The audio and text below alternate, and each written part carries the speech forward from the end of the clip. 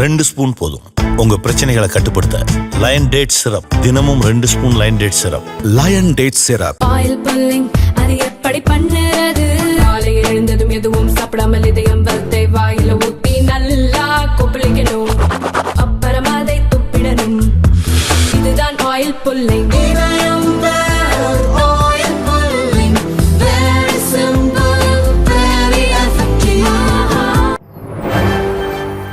வணக்கம். செய்திச் சுருக்கம். திமுகவுக்கு பதிலடி கொடுக்க பாஜக பட்ஜெட் விளக்க கூட்டம். மத்திய பட்ஜெட்டில் தமிழகம் புறக்கணிக்கப்பட்டிருப்பதாக கூறி திமுக சார்பில் மாநிலம் முழுதும் கடந்த சனிக்கிழமை கண்டன பொதுக்கூட்டங்கள் நடந்தன. சென்னை அடுத்த ஆவடியில் நடந்த கூட்டத்தில் பேசிய முதல்வர் ஸ்டாலின் மத்திய அரசு மீது குற்றம் சாட்டி பேசினார். இதேபோல் மற்ற மாவட்டங்களில் நடந்த கூட்டங்களில் அமைச்சர்கள், எம்எல்ஏக்கள் மத்திய அரசையும் மத்திய பட்ஜெட்டையும் கண்டித்து பேசினர். இதற்கு பதிலடி கொடுக்கும் வகையில் தமிழக பாஜக சார்பில் இன்று முதல் 15ஆம் தேதி வரை அனைத்து மாவட்டங்களிலும் மத்திய அரசின் பட்ஜெட் விளக்க பொதுக்கூட்டங்கள் நடத்தப்பட உள்ளன. சென்னை திருவான்மியூரில் இன்று மாலை நடக்கும் கூட்டத்தில் பாஜக மாநில தலைவர் அண்ணாமலை, கட்சியின் மூத்த தலைவர் தமிழிசை பேசுகின்றனர். மற்ற மாவட்டங்களிலும் திமுகவுக்கு பதிலடி தரும் வகையில் பொதுக்கூட்டங்கள் நடக்கும் என தமிழக பாஜகவினர் கூறினர். 48 நாள் விரதம். மயில் காவடி சுமந்த அண்ணாமலை பழனி மலைப்படி ஏறி சென்று தரிசனம். அண்ணா பல்கலைக்கழக வளாகத்தில் மாணவி பாலியல் வன்கொடுமை செய்யப்பட்டதற்கு நீதி கேட்டு கடந்த டிசம்பரில் தமிழக பாஜக தலைவர் அண்ணாமலை தன்னைத்தானே சாட்டையால் அடித்துக் கொண்டார். திமுக எனும் கட்சி தமிழகத்தில் ஆட்சியிலிருந்து அகற்றப்படும் வரை நான் செருப்பு போடப் போவதில்லை, முருகனுக்கு 48 நாட்கள் விரதம் இருக்கப் போகிறேன் என கூறினார். விரதம் முடிவடைந்த நிலையில் பழனி முருகன் கோயிலுக்கு மயில் காவடி சுமந்து வந்து அண்ணாமலை வழிபட்டார்.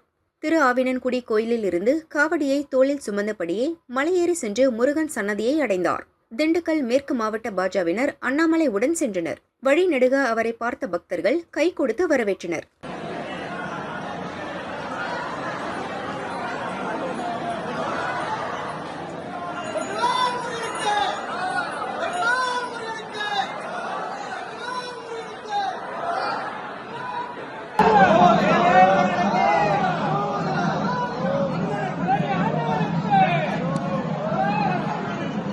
பழனியை தொடர்ந்து அறுபடை வீடுகளுக்கும் சென்று வழிபாடு நடத்த அண்ணாமலை திட்டமிட்டுள்ளார்.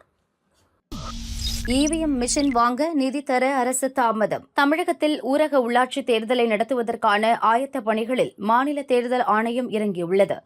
ஊரக உள்ளாட்சிகளில் பயன்படுத்தும் வகையில் கூடுதல் வசதிகளுடன் கூடிய மின்னணு ஓட்டுப்பதிவு இயந்திரங்களை பெல் நிறுவனம் வடிவமைத்துள்ளது. அவற்றை வாங்குவதற்கான நிதி ஒதுக்கீடு செய்வதில் தமிழக அரசு தாமதம் செய்து வருவதாக தேர்தல் கமிஷன் அதிகாரிகள் கவலை தெரிவிக்கின்றனர். மின்னணு ஓட்டுப்பதிவு இயந்திரங்கள் வாங்க ஓராண்டுக்கு மேலாக அரசிடம் நிதி கேட்டுள்ளோம், ஆனால் தாமதமாகி வருகிறது. அரசின் நிதி ஆதரவை பொறுத்து எவ்வளவு ஓட்டுப்பதிவு இயந்திரங்கள் வாங்குவது என முடிவெடுக்கப்படும் என்று கூறுகின்றனர். 30% ஊதிய உயர்வு பஸ் ஊழியர்கள் எதிர்பார்ப்பு. அரசு போக்குவரத்து கழக ஊழியர்களுக்கு புதிய ஊதிய ஒப்பந்தம் செய்வதற்கான பேச்சு சென்னை குரோம்பேட்டையில் நாளையும் நாளை மறுநாளும் நடக்கிறது. 25 முதல் 30% ஊதிய உயர்வு கேட்க முடிவு செய்துள்ளோம். ஓய்வூதியர்களுக்கான பணப்பலன்கள், அகவிலைப்படி உயர்வு நிலுவை ஆகியவற்றை வழங்க வலியுறுத்துவோம். சேவை நோக்கத்தோடு செயல்படும் அரசு போக்குவரத்து கழகங்களின் நஷ்டத்தை அரசே ஏற்க வேண்டும் என்றும் கேட்க உள்ளதாக போக்குவரத்து தொழிற்சங்க நிர்வாகிகள் கூறுகின்றனர். பத்திரப்பதிவு வருமானம் ஒரே நாளில் இத்தனை கோடியா? தமிழகத்தில் முகூர்த்த நாட்களில் சொத்து வாங்குவதற்கான பத்திரங்கள் அதிக எண்ணிக்கையில் பதிவாகும். இதை கருத்தில் வைத்து முகூர்த்த நாட்களில் ரெஜிஸ்டர் ஆபீஸில் பத்திரப்பதிவுக்கு கூடுதல் டோக்கன்கள் வழங்கப்படுகின்றன.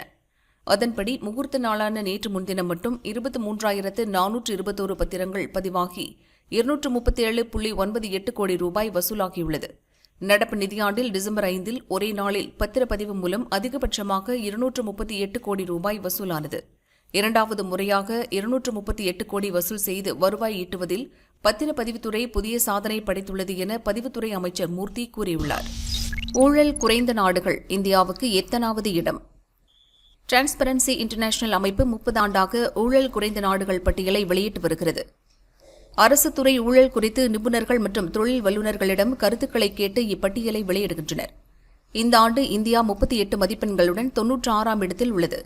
சென்ற ஆண்டு 93ஆம் இடத்தில் இருந்த நிலையில் இப்போது 3 புள்ளிகள் சரிந்துள்ளது. 180 நாடுகளில் கடந்த ஆண்டைப் போலவே டென்மார்க் 100க்கு 90 மதிப்பெண்களுடன் முதலிடத்தில் உள்ளது. பின்லாந்து 88 மதிப்பெண்களுடன் இரண்டாவது இடம். சிங்கப்பூர், நியூசிலாந்து, லக்சம்பர்க் மற்றும் நார்வே 81 மதிப்பெண்களுடன் 3ஆம் இடம் பிடித்துள்ளன. தரவரிசையில் இலங்கை, பாகிஸ்தான், வங்கதேசம் நமக்கு பின்னேயும் சீனா முன் வரிசையிலும் உள்ளது.